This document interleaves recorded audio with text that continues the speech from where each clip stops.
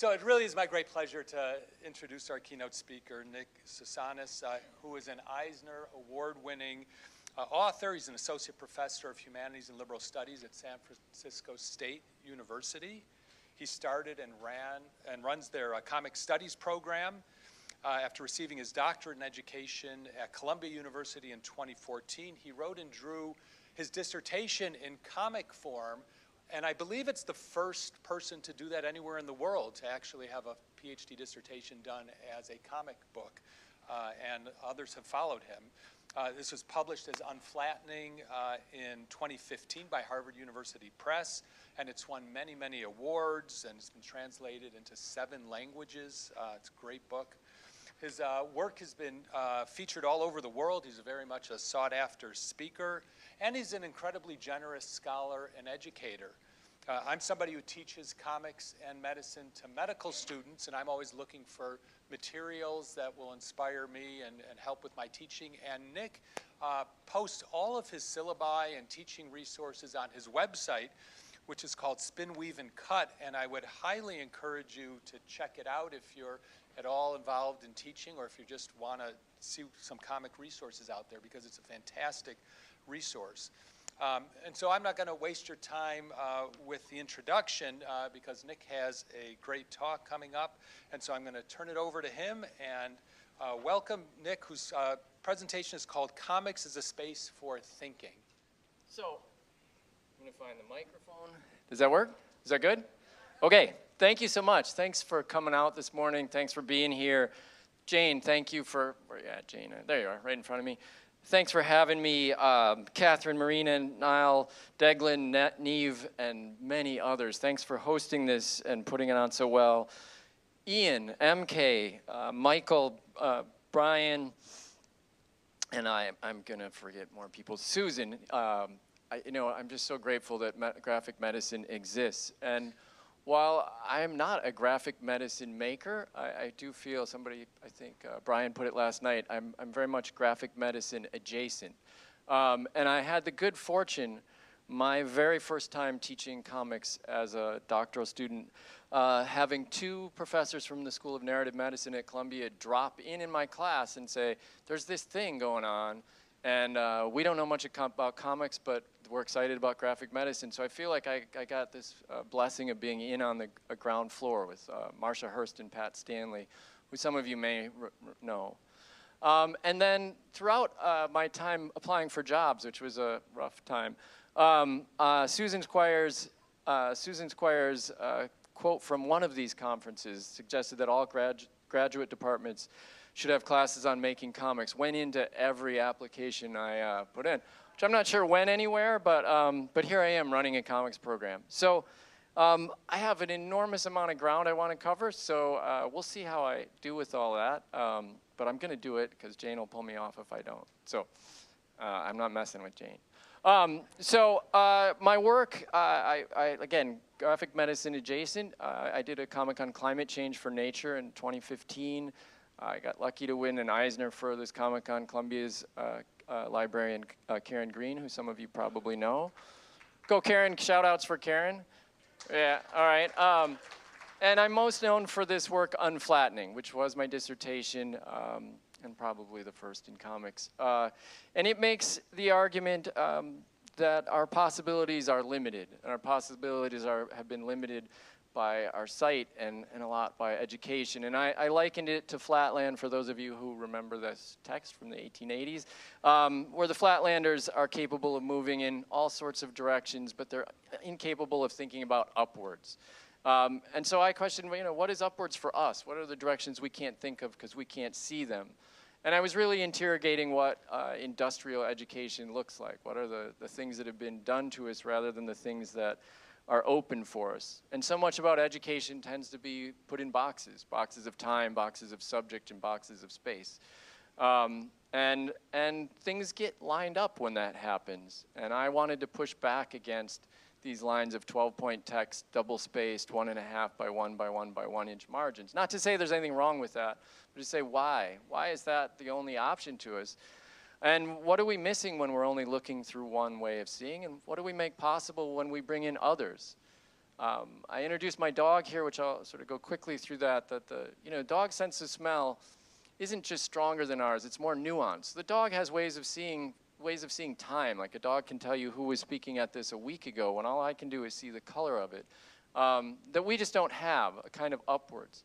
So the big argument for unflattening, and this is the speed version of it, is an argument for interdisciplinarity, from coming from multiple points of view, an argument for multimodality, and at its heart also an argument for comics, for coming from the visual and verbal, which I think I'm in a friendly audience for all of those things. So for me, comics was this way to return to something I did as a kid at bringing together my love of drawing and thinking and writing, and maybe a way at being amphibious in the worlds of image and text, of stepping out and seeing some of my own limitations. And I think in this little tiny, tiny panel here, I maybe have the heart of it, and I think ties into what we're doing. To prepare good thinkers, we need to cultivate good seers. And so I didn't just come to Columbia and say, I'm going to draw comics. I should say my first word is Batman. I had a much older brother who read to me. I've now replicated that with my kids by some chance. I was a comics maker as a kid. My superhero comic Locker Man makes a cameo in Unflattening. But I have this gap. Like undergrad in whatever year it was I was an undergrad, you can't study comics. It's not a thing that exists. So I have an undergraduate degree in mathematics. And if you're somebody who studies mathematics and you tell people, they say, oh, you're so smart. And if you're somebody who makes art, they say, oh, you're so talented. And the thing that I think, and I think it applies to all of us, is that I was a really talented mathematician. I was very clever at figuring things out. How smart I was at or not, it's hard to say. And I think there's artists that are far more talented than I am. But I think my art allows me to be smarter than I can be without it. And I think a big goal of my work and a goal of my teaching is how we heal that rift of smart and talented and see how smart the decision artists make are, and try to bring those worlds together. So as we said, I run a comics program now. I have a minor and just this past year a nonfiction comics making certificate. Lots of classes. Don't try to read that because I just put it there. But it's all on my website. You can find out if you're interested. We do some side projects, as you'll see if you see the exhibitions. I accidentally spearheaded a project on adapting comics for blind and low vision readers with our Institute for Disability. And that has grown. The interest in it is huge. I really wish we could get the industry on board because that would take some of the weight off of what we've been doing. But we made a comic for MIT Technology Review on it about how difficult it is, which is also an accessible comic. And we tried the somewhat impossible to make an audio version of my work, which includes a tactile attempt to guide the audio narration, which all of this is available in the exhibition. And I'd be happy to talk to you if you want to be interested in this. So in my own, like I said, lots of different classes. I make a point of drawing all my syllabi. I want to demonstrate from the start that this is what we're here to do. We're here to think through our drawings. And my students embrace this. They make things about what we do. It's a really wonderful student making about our program, but also about how comics work. And more recently, she and another student and I collaborated. They made the comic. This thing for our university magazine. And I think the key in here, and I think it ties into the theme throughout my talk here, is we learn that how you think is more important than how you draw. And these are wonderful drawers, but they are wonderful thinkers. So a big goal of my classes, or the heart of them, I think, is that study and play are kind of the same thing. And I think we forget that. You tend to think, oh, we're just playing around, and you don't realize how much you learn. If you have small children, you know how much they learn from play, but somehow when they get older, we say, no, you got to sit in your desk and sit still. But I'm trying to make my comics class look a lot like my boys' preschool class. It's probably, yeah. Anyway, and I like this too. Probably many of you have seen this. Seth's quote about comics equals poetry plus graphic design. And I think that allows the people who say, I don't draw that well, I can't draw at all. It allows them to come into the conversation in ways that they don't. So for those of you at the workshop yesterday, I always start with this grids and gestures, this abstract comics making activity to show you just how much you know about drawing because you're embodied creatures living in the world. Even if you say, I don't draw noses so well. And I'm conscious that you're drawing my nose right now, Michael. But I'm confident you can pull it off. So, and so lots of the things we do are play and getting people to draw from the start. So I have them do sketch notes, and some of you may be familiar with this, or a graphic facilitator, maybe Leah is taking sketch notes right now, so ask her after. And students take to that. Some of them I have them do it in other classes. They do it in my class. So I just want them to be comfortable, like, playing and drawing. Even when we do analysis, I have them draw analysis. So they draw right on top of scans of comics, not on top of the comics themselves. And see how much they can learn through thinking through the visual. I'll just click through this. There's a lot of slides. Just don't try to read anything on them. And graphic medicine has, from the start, been a part of it. I knew David's work very early, and he came to visit us, and very influential. I know influential to hear. I had the good fortune of having Ellen Forney speak at one of my first classes I taught, and I continue to teach Ellen's work. And I love Ellen's work because it's such a range from very spare cartooning to masterful. Like, she's just everywhere. You can teach a whole course around her skill set. And we've had Brian Fees come to class before, and I know Brian is a big voice here. And my kid, I get to read Raina's work with my kid and think about these things, which is amazing. Like, these kinds of things certainly didn't exist when I was a kid. And I put Sarah Leavitz in here as well, because I really share this a lot with my students. Sarah comes from a not drawing background and makes, I think, really profound comics.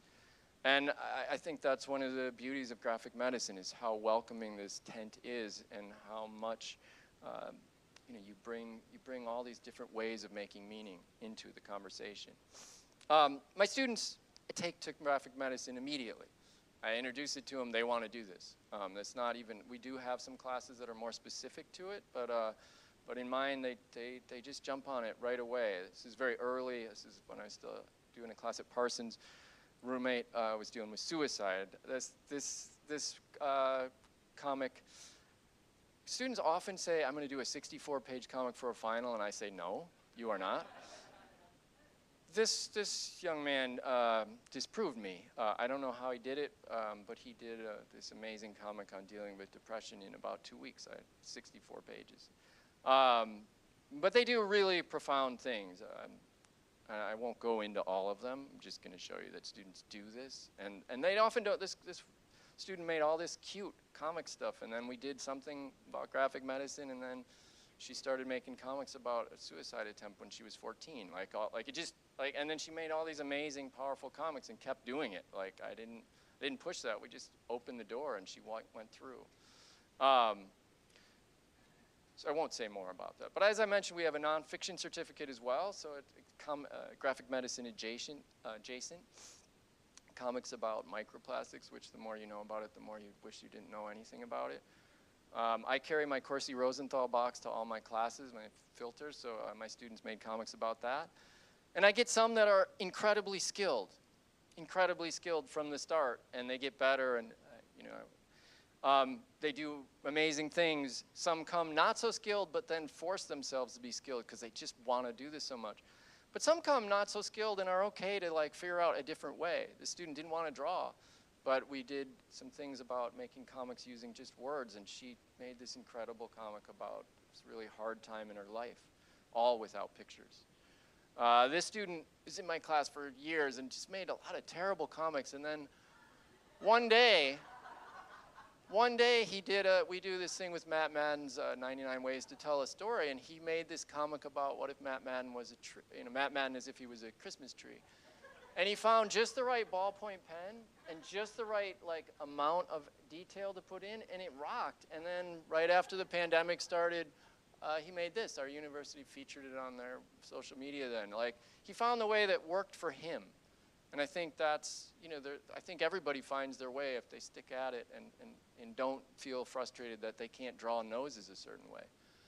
I love sharing this work because this was just in one class. He never made a great effort to draw, but this is a beautiful comic about his grandmother who had Alzheimer's. And I'm just going to read the 3 blank panels. I didn't know my grandma. I was told about her. This person no longer existed, and then she was nobody. And it's not about his drawing. He understood how to use the space. He understood how to use the design of it. And then this one, anybody who's ever heard me talk, I can't not share this one. A very shy student, also didn't come as a drawer. And here, sometimes she could feel the weight of the words on her shoulders. And then here, this positive thing, but she is strong. This is a story about a girl who couldn't fit in a box, and they laughed from their boxes that fit as she contorted and twisted, unable to find a place. So she makes her own box out of words, sounds, and pictures, and soon she learns that there is no need for borders, that boxes restrict her unnecessarily since she can go anywhere she wishes. So it's not about her skill, but it's about her ability to think and about what she learned about herself in doing this. And she didn't expect to make this comic, but she was in a place where she could play and try things, and she did. So, you know, we're in this amazing time. I run a comics program. I never took a comics class. I'm thousands of miles away from home, as many of you are, and I'm talking about comics with a lot of people. You couldn't imagine doing that. And we're in this time where, you know, these characters that were 60 years ago are dominating popular culture, and even longer ago dominating popular culture. And, you know, the first comic book, this accident, because we need to fill pages of reprints, and we don't have enough reprints to print, so we got to print full-length comics. You know, the origin of comics is kind of backwards in that way. Comics have been around a while. If you take the Yellow Kid as the origin of the sort of industrial version of comics. Or if you take Topfer's definite, you know, origin of comics from the 1830s, like things that like comics have been around a while. Or maybe they've been around a lot longer than that. A lot longer than that. And maybe I'm not going to say this is a comic, but maybe, you know, our way of making sense of the world through images has been around as long as we've been us and probably helped shape us to be us. So it's an exciting time, right? We're embracing comics, but maybe it's just about time. It's just about time. We've been pushing it back for too long. And I'd say if I did anything different with unflattening, you know, the arguments have been made for visual thinking, but we've been talking about it a long time. Tend not to do it. So I'm going to do this thing about what comics are, and I know I'm in an audience where most of you know, but some of you don't, I realize, and this is sort of the things I think are a highlight. So this is like 5 or 6 weeks of my class. I'm going to do it in 5 minutes. But I think it speaks to our theme because comics are magic. They do things that they seem like they're just simple. They seem, and especially you're like, oh yeah, I can do that. I'm like, no, you can't. It takes a lot of thinking, a lot of work to figure it out. And then you explore and you understand what comics are. So this is not in the order I might teach them, but I think it's in a useful order. So multimodality, I think you guys know what that is, coming from multiple ways of making meaning. Comics are, you know, inherently so. This is a great example, I think, from Mysterious Polyp by David Mazzucchelli. You know, so there's characters doing something, they're saying something. So those are 2 modes, right?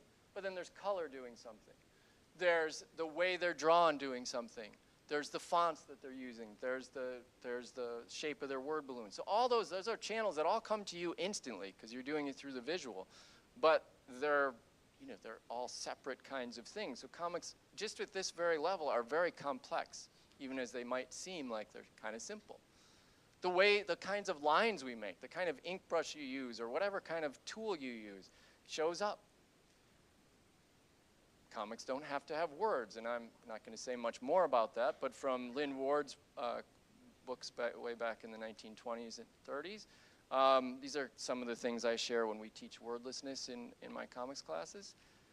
Peter Cooper's Robot Dreams, which is a movie now, which looks amazing, another conversation. Even Spider-Man gets in on the game, and this is a great comic. How much can be said without saying anything? And that whole question I ask my students, are you reading these? Is that what you're doing when you're reading a comic without words? And if we had a lot of time, I'd have you all answer that, but I won't.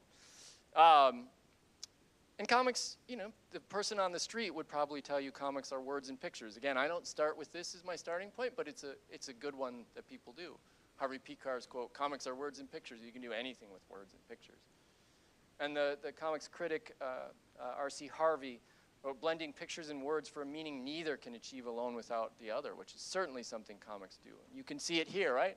This joke isn't funny without it's kind of funny without the text. But with the text, it becomes, you got it, right? It became funny. Alan Moore is particularly known for the kind of thing I'm talking about. But certainly if we look on the right here, you know, the guy, Dr. Manhattan's getting dressed with his tie tangled up, right? So the text is saying something, and the images are saying something, and they're resonating together. In Alison Bechdel's Fun Home, we see the word martyred on there as her dad is walking Christ-like carrying this cross. And on the other side, she's talking about them being inversions of each other in this mirror image where their word balloons are crossing. All these kinds of things are going on. And text has to be a visual element, right? We have to make the ethereal somehow visible. It's a very, you don't see that in movies, right? Like people aren't bumping into word balloons. And is this something that came up with the Yellow Kid, or like much of this, is it something people have been trying to figure out a long time? There's a lot of things that look like word balloons throughout history. I never believe this one on the right is real. I always assume it's a fake, but it is. And again, back to the multimodal. You know, if I ask you to read timber, everybody's going to shout out timber, right? Because it's all in the big, you know what those things mean. We don't have to say he shouted. We don't have to say icily. We don't have to do that. It's in the mode. It's in the drawing itself. You know something odd is going on here because where that word balloon is coming from. I don't know what to say about this, but it's just funny, right? Like there's something funny about that. We know that Gene Yang is not really being smashed by lots of yeses. We know this ha-ha is in her head even though it's drawn visually. We know that he's not paying attention to her because his inner monologue is covering, oh my goodness. All right, apparently we end at a time I didn't realize. All right. Well, all right. That is not what I thought, but okay. So word balloons guide your eye. I might cut all of this. We have sound effects, which are important.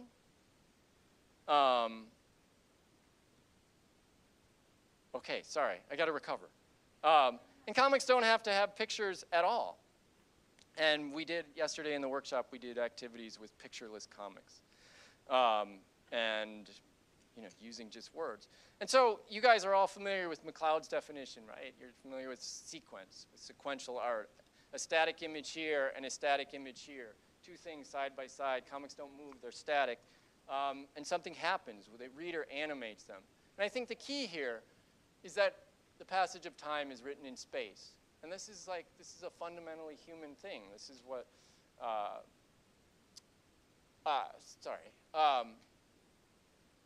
this lunar calendar that I redrew from a Paleolithic period, right, they're trying to make sense of the moon, how it's going, and they had to write it down in space. Is that a comic book? I don't know. But comics are weird about time.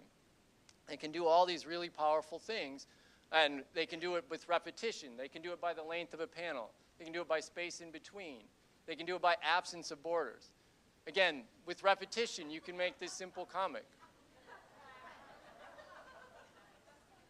With repetition. T. Bowie's The Best We Could Do, and she juxtaposes multiple time frames all in one page. And you get this conversation with her father. You can have multiple people in a panel, multiple images of yourself moving around, which I think hits at the fourth dimension in ways the cubists maybe couldn't do, but comics kind of do naturally. And then the heart of it for me is this idea of simultaneity. Sure, we read left to right, top to bottom, but because you can take it in all at once, you can't help but start to make connections in multiple directions at multiple times. So there is no future, there is no past, because you take in the page all at once. McLeod talks about it a little bit. Both past and future are real and visible and all around us. And I think, for me, that's the heart of it. The sequential and simultaneous modes in electric tension. They hold them both. And that very static and flat nature of comics is a superpower. That we can do all these things because they don't move, because they sit on the page. So you can see, if I showed this to you as 9 separate things, you wouldn't see the pyramid. But because you can, you see that all at once. That talks about the Louvre, which is what this comic is set in. Gasoline Alley, the character bumbles across, but yet it's all one static scene. He keeps starting back on the left. The idea of simultaneity is so key to what's going on. And it allows things like Richard Maguire's Here, which is all taking place in a single spot, but in different times. Morin Veitch's Gray Shirt, which takes place on different floors in different times, but you can read it in multiple directions. And you can do all these weird things. You can break the panel to get, it's a static space. The guy is walking back against the space. And panel breaking, which I only want to bring it up because it's to say that comics aren't like storyboards. Comics are a spatial thing, which means the panel is both a time holder, but it is also an element of the story, either for just effect, or for craziness, or for silliness, or to be a dimension, or to change the size of the space, or to be an external dimension, so it's both marking time and allowing them to travel outside of it, or an emotional dimension. And if you don't know this book, look it up because he plays with it amazing ways. I'm not going to go slow on that. And I'm going to skip that. So how do I put this into practice? This is my attempt to... as I said, there's this gap. And when I came back to comics, my first one was a political comic around the 2004 election. And it's very McCloud-like. There's me in my T-shirt. But from there, 2 weeks later, I did a one after the election. And I was very influenced by Alan Moore and Melinda Gebbie's 9/11 tribute comic, which is a metaphorical essay using visual and verbal interactions. And so from there, I made this comic Show of Hands about voting, or it's all hands. I made a comic about games and how games aren't just for kids, using all fictional rabbits. And more things like that. So my first formal decision was I wasn't going to illustrate. I was going to use visual and verbal metaphors where images suggest words and words suggest images. And the second part is, as I developed the work, is I thought about how does the reader experience this? How do they move through the page? How do I want them to feel about an idea? Not just be told the idea. So how you move mattered to me. So in this one, you read across, you read across, you read down, and I can't quite show you, but you read down there, and then right to left, and then bottom to top before being kicked out. And it embodies the idea that I'm talking about, how things go against entropy. Again, comics equals poetry plus graphic design. I don't repeat compositions except this once, where I repeated it as a way to have it get destroyed by the end. This one, which is set in Ireland, trigger happy. The page flows the way Joyce's description of how water moves. In this one, I wanted the page to move in the way Scheherazad's name feels. And this, coming from a kaleidoscopic view, I wanted it to feel the way that that thing I was talking about went. And so I think comics are this profoundly powerful way to represent our thinking. And then I want to say a few words about process. And I'll see what I can do here. Profoundly powerful way to generate our thinking. So people ask me, like, do you start with a script? Do you start with words first? And I say, do you start with words first or pictures first? And I say, yes. And I make this mess. I make a mess of things. And I like to point out that this isn't just a picture of my thinking. This is it. Without these sketches, the comics don't exist because they teach me where to go. And in conversation with my sketches, I learn what I want to do. That was a long 2 minutes. That's awesome. All right, I've recouped.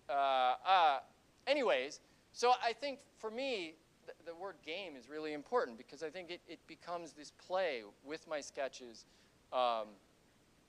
And the word constraints, which we talked about in the workshop yesterday.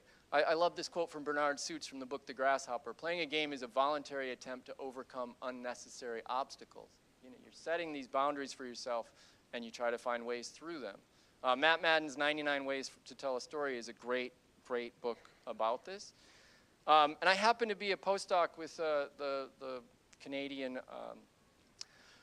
poet Christian Book, who's famous for Eunoia, which is a book that has only one vowel per chapter. And what Christian said in a conversation that people who struggled with this, it wasn't for getting the constraint wrong, it was for not having enough constraints. And so not only does he have the constraint of letters, but also the constraint of form, constraint of rhythms, constraint, there's all these other ones. So it's building lots of little boxes around yourself that you find your way free. So for me, like this page about what comics have a lousy name, it's prompted by thinking about Shakespeare's Rose by Any Other Name Would Smell as Sweet. And so I started from that and then started figuring out all these different ways that roses could represent what I was trying to talk about. And it's generated by sketching and sketching and sketching and figuring out where these pieces go. I'm going to skip the page about multimodality. I was going to skip that anyway. So I won't skip this one. This is a page about Scheherazade, and the one thing I want to say is that I knew from the start that I wanted it to be about the power of stories, but I also wanted to say it's about how science is a kind of story as well. And if I was illustrating, I would have said that. If I was, and I would have put maybe a picture of Einstein next to it. But I wanted to find something that fit this schema, this whole idea I had. And so I started reading into the time that the Arabian Nights tales were written down, what was going on in science then, and stumbled on the work of a man named Al-Tusi, whose mathematical figurations led to Copernicus's work some 100 years later, 300 years later. And it's a lot of work to do what ends up being these 3 panels there, but it led me somewhere I wouldn't have gone without the drawing. It's nothing in my notes says go there. The only thing that says go there is the drawing needs a solution. So I think ultimately for me, comics, and I see this with all my students, becomes a different way of thinking. It's not just that I made comics that use comics to make things accessible. It's that it became a totally different way of thinking for me. And I think about it now a lot like choreography. I think about how do I want you to move? How do I want you to experience the different ideas? And just jump over a couple things. And with that, just a tease, if you guys are up for it, of the thing I've been working on all of my children's lives. And it's very much ties into all of these things is, do ideas come from us sitting around with our hand under our chin? Or do they come from movement? Do they come from our bodies? I like this quote from Linda Berry, in motion you speak the language that language is based on. Do things come out fully formed like Athena? I don't think so. They come around from making a mess. And we learn a lot from how our bodies learn, how much you can navigate the world through that, and how we sort of take that for granted because we're so good at it. So it's a lot about how we can use different modes from our body to our drawing to ask questions. I continue to make messes to figure out where I'm going. I continue to say drawing badly is a great skill because it allows you to see things in your drawings that you don't expect. I make massive, massive sketch maps trying to figure out how all the pieces move together. This is a 15-foot opening sequence. It's all continuous imagery. I can't show it all to you because it doesn't fit on a slide. But I'm going to just show you a couple teasers, and then I'll say thank you. It's going very slowly. But I'm having a good time. The whole chapter about before a child's born and the first year of its life, first 2 years of its life. This chapter is all another constraint, all based on circles. Every composition had something to do with being circular. However I could figure out how to use circles. And then right now I was drawing the origin of the universe, which was easy enough. The last year and a half. You didn't expect to see Crisis on Infinite Earths here, did you? But I'm not going to tell you why. There's a little tease of where it's headed. Thinking about, how comics can do things, how comics can do things that are magical, that I can show the cosmos and the microcosmos on the same page and have those two things speak together. So I think we're here to celebrate what comics can do. There's really no medium I'd rather work in, no medium that allows me to think in ways I couldn't without it. And I'm just grateful to be a part of this convening and that you had me. I appreciate your time and I'm excited to learn from all of you. Thank you.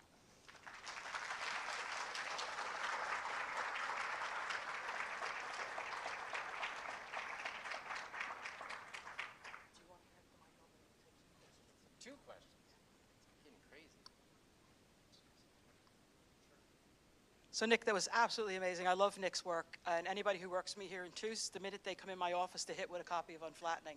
So very delighted that you've come, and so happy that you're here to spend time with us. So we have time for 2 questions, and then we'll split anybody who's staying in here for the next session, and then anybody who's going to the other parallel session. It's in the Earl of Ross where you registered. So just 2 questions. So, Nick? I have to ask the question? No, they asked the question. Oh, hey. Sorry. So for the Nostos, you've been posting a lot of stuff that you're doing with it, and it's very detail-oriented, like when you're drawing like the protons and things like at a very small level. Do you ever find that you have to like compromise on the detail that you want in order to finish things, or do you actually just do everything you kind of set your mind to? It's funny, my daughter asked me, she's 10 now, she asked the other day, it's this massive page with, I don't know, a couple hundred panels on it, and she said, are you actually going to draw something in every panel? And I said, you've lived with me for 10 years now, what do you think I'm going to do? I'm not saying any of this is a healthy thing. I don't recommend it to anyone, but I don't know how not to. And I used to say it, and I'm not sure it's so true now. My mom's a naturalist. My dad's a physics teacher. My mom's a naturalist. So like if I was drawing a spider, like there's a spider that's the chapter heading of unflattening. It's not a spider. It's a particular spider, and it's like I wanted somebody that reads it to know. I consulted when I did the sort of conception moment. I consulted with somebody because I couldn't figure out how DNA things went together, and the videos were wrong. So much science drawing was wrong. And it's because the scientists and the artists didn't talk together. And I didn't want to be the one who puts that out and somebody takes my work and also gets it wrong. So drawing protons, who the hell knows what they look like? So I mean, it's just kind of making up what I can read and figure out, but everything else, yeah, I don't know. You're right, I should, because I would be finished. But I appreciate the therapy, but yeah, thank you. Do we have one more? Now, Nick's around for today and tomorrow, so Yeah, you can ask. You can just poke me. And apparently somebody follows my social media feed, so you can find more there. There's one. Anybody else? This is it. As long as you don't ask. Oh, right there, right there. Okay, thank you so much for this inspiring lecture. I'm very interested because you tell that comics is in a way a sort of choreography, and you think that you mean that it's the way we read comics and we move from